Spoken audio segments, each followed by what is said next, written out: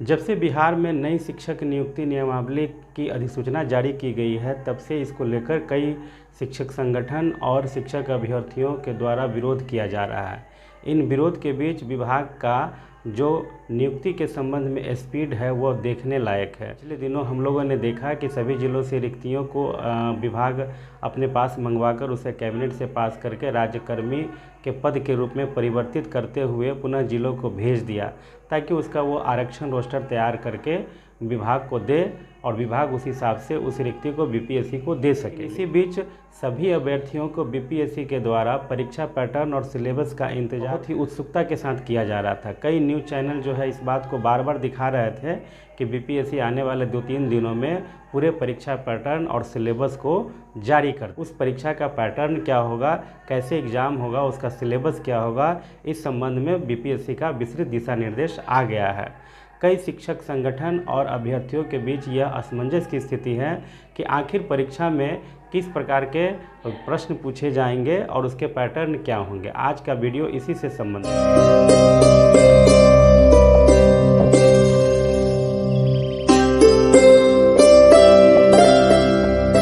Welcome to धीर analysis.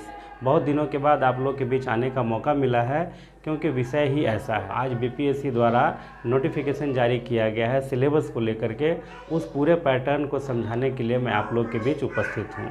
सबसे पहले तो हम यहाँ जानेंगे कि 1 to 5 से लेकर जो 12 तक की आने वाले समय परीक्षा का आयोजन बीपीएससी के द्वारा किया जाएगा, उसमें कितने पेपर के एग्ज़ाम देने होंगे। तो साथियों, ये बात आप समझ लीजिए कि हर अभ्यर्थी को, चाहे वो 1 to 5 के लिए एग्ज़ाम दे रहे हैं, 6 to 8 के लिए दे रहे हैं, या फिर हाई स्कूल या फिर +2 के लिए, सभी अभ्यर्थियों को एक कॉमन पेपर भाषा का देना पड़ेगा, जो 100 अंक का निर्धारित किया गया है।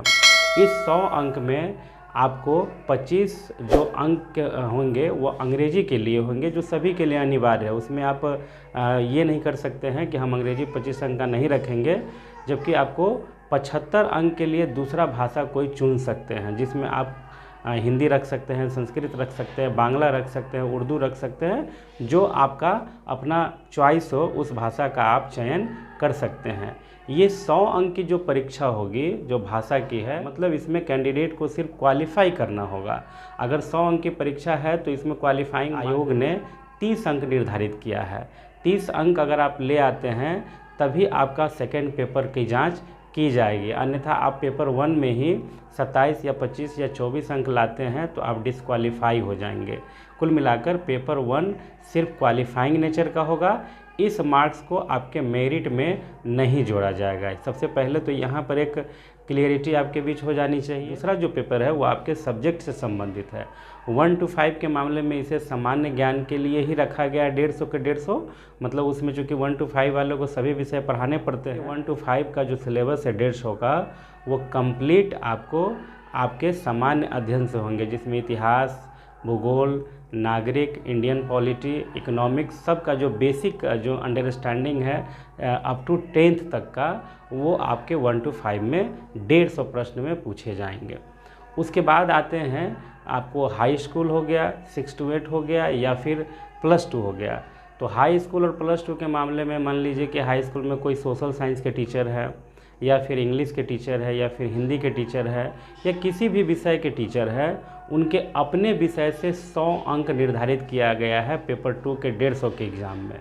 100 अंक आपके अपने विषय से होंगे, और 50 अंक में आपको सामान्य अध्ययन में, जैसे साइंस में से सामान्य जो एप्लीकेशन होते हैं, जो अनुप्रयोग है साइंस का, उससे संबंधित, या फिर इतिहास है, नागरिक है, इकोनॉमिक्स है, या फिर करेंट अफेयर है, खेल है, इन सब पोर्शन से, रीजनिंग है, मैथ है, सबको मिला करके आपको 50 अंक का जो है प्रश्न उसमें पूछा जाएगा, और 100 आपके विषय से रहेंगे। उसी तरह से +2 वाले में भी जो +2 के टीचर है, जिस विषय के हैं, मान लीजिए कोई भौतिकी के टीचर है, या फिर कोई केमिस्ट्री के है, या हिस्ट्री के है, या पॉलिटिकल साइंस के है, वे सभी टीचर को उनके अपने विषय से 100 अंकों का परीक्षा देना पड़ेगा। 50 वहाँ भी आपको इसी तरह का मिसलेनियस सामान्य अध्ययन रहेंगे। तो कुल मिलाकर देखा जाए तो ये जो परीक्षा का पैटर्न है वह कम्प्लीटली आपको 150 का ही एग्ज़ाम है, क्योंकि 100 अंक तो आपको वहाँ भाषा सिर्फ क्वालिफाइंग है और यहाँ 150 मेन रूप से इसी में आपके अंकों के आधार पर आपका जो है मेरिट निर्धारित होगा।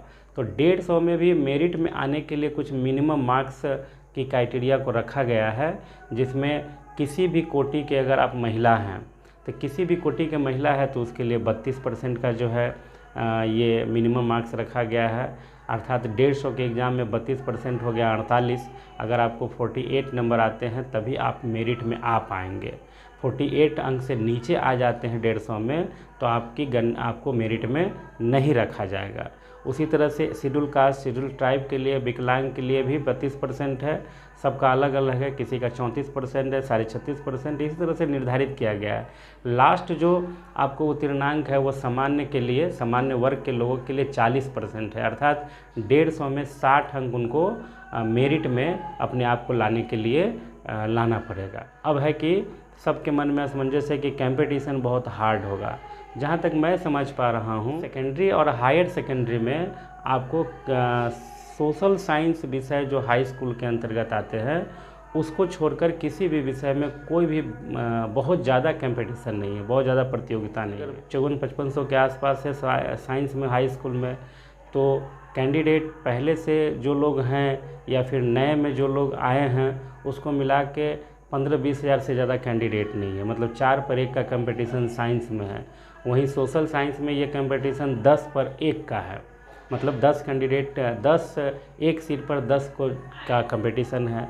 बाकी जो विषय हैं जैसे हिंदी है या फिर संस्कृत है या फिर जो है केमिस्ट्री है, फिजिक्स है, जूलॉजी है, बॉटनी है, इन किसी भी विषय में जहाँ तक मैं देख पा रहा हूँ, समझ पा रहा हूँ, कंपटीशन नहीं के बराबर है। वहाँ पर अगर कोई स्टूडेंट जो पढ़ने पढ़ाने से जुड़े हुए हैं या कोई भी टीचर जो पहले से पूर्व से नियुक्त है, अगर वो विद्यालय में अपने विषय को ढंग से पढ़ाते आ रहे हैं और अपने नॉलेज को अपने विषय के साथ अप टू डेट रखे हुए हैं, वैसे शिक्षकों को इस कंपटीशन के एग्ज़ाम में कोई भी समस्या मेरे ख्याल से नहीं होगी, क्योंकि उनके अपने विषय से 100 अंक रख दिया गया है।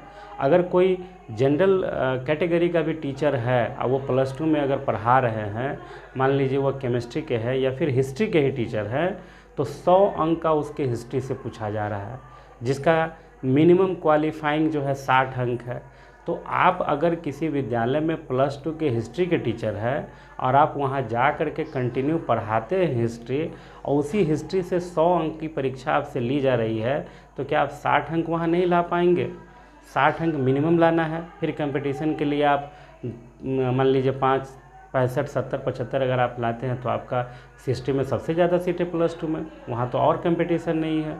उसके बाद आ जाइए किसी भी विषय में आप रखिएगा तो बहुत ज़्यादा टफ कंपटीशन नहीं होने जा रहा है, सिवाय 1 to 5 और 6 to 8 को छोड़ करके। तो 1 to 5 में भी बहुत सारे पुराने शिक्षक जो है हमें लगता है कि आवेदन ही नहीं करेंगे, क्योंकि उनकी सैलरी जो है इससे कम हो जाएगी। यदि सैलरी पे प्रोटेक्शन का लाभ गवर्नमेंट नहीं देती है उस स्थिति में, लेकिन वहाँ देना ही है।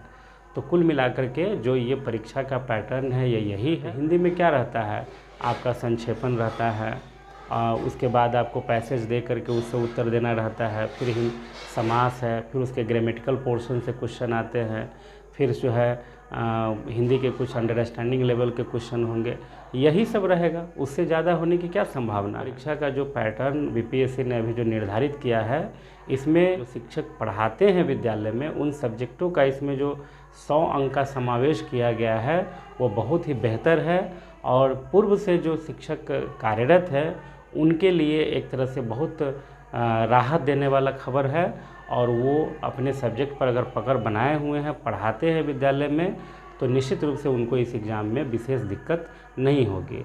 हम कोशिश करेंगे कि आपके एग्ज़ाम तक जो भी इस तरह का अपडेट आए या जो भी आपके डाउट्स हो, हम अपने चैनल के माध्यम से आपको बताएं। बाकी फिर आगे हम लोग चर्चा करते रहेंगे। तब तक के लिए धन्यवाद। और इस परीक्षा से संबंधित किसी भी तरह की जानकारी के लिए आप हमारे चैनल जो है YouTube पर धीर एनालिसिस को सब्सक्राइब कर लीजिए और वहाँ पर लगातार बने रहिए। आप वहाँ पर कमेंट में डाल दीजिएगा किससे संबंधित आपको जानकारी चाहिए, मैं प्रयास करके आपको बना के वहाँ उपलब्ध कराऊँगा। तब तक के लिए धन्यवाद। शुभ रात्रि।